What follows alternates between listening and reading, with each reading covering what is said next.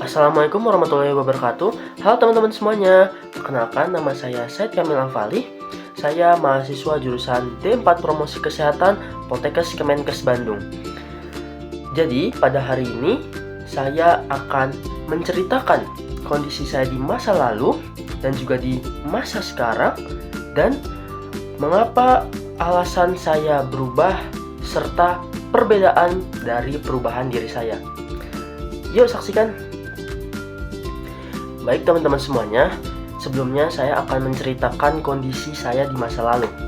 Nah, jadi teman-teman, seperti pada foto di samping, nah, saya itu dulu adalah salah satu siswa SMK Analis Kesehatan Ditkesat Jakarta Timur. Nah, di mana saya masuk ke sekolah tersebut itu membuat diri saya yang dulu sangat-sangat takut tentang kesehatan, sekarang malah jadi berkecimpung dan sangat suka gitu di dalam kesehatan gitu teman-teman. Nah, terus ketika masa lalu saya tersebut, itu saya mungkin karena terbiasa bertemu dengan bakteri, dengan kuman, dan juga mungkin nyuntik pasien, jadi sangat-sangat kurang yang namanya public speaking. Nah, karena public speaking saya itu sangat kurang, jadi di masa lalu tersebut saya itu sangat takut, sangat-sangat takut ketika ingin bertemu dengan orang lain, ingin ngomong di depan banyak orang, terlebih lagi ketika mengobrol dengan orang yang jabatannya lebih tinggi daripada saya. Nah, maka dari itu teman-teman, kalau dilihat dari masa lalu, saya tuh benar-benar takut dan juga mempunyai kepribadian yang benar-benar lumayan agak introvert gitu teman-teman.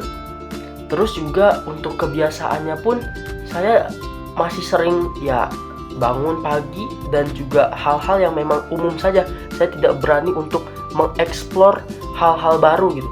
Saya sangat-sangat penakut. Lalu untuk kemampuan saya bisa ngomong di depan umum itu sangat-sangat kurang. Bahkan ketika ketemu pasien saja, saya tuh masih takut, masih kayak gemeter.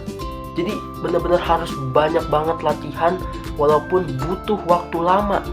Jadi benar-benar sangat-sangat introvert banget lah, jelek banget di masa lalu itu.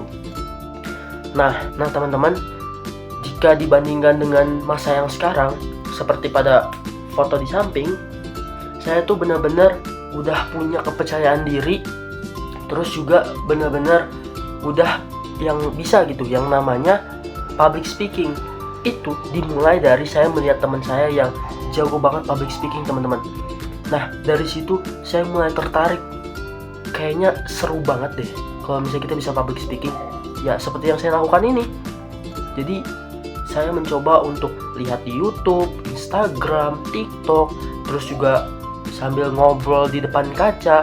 Jadi meningkatkan kepercayaan diri saya dan juga meningkatkan teknik public speaking saya teman-teman.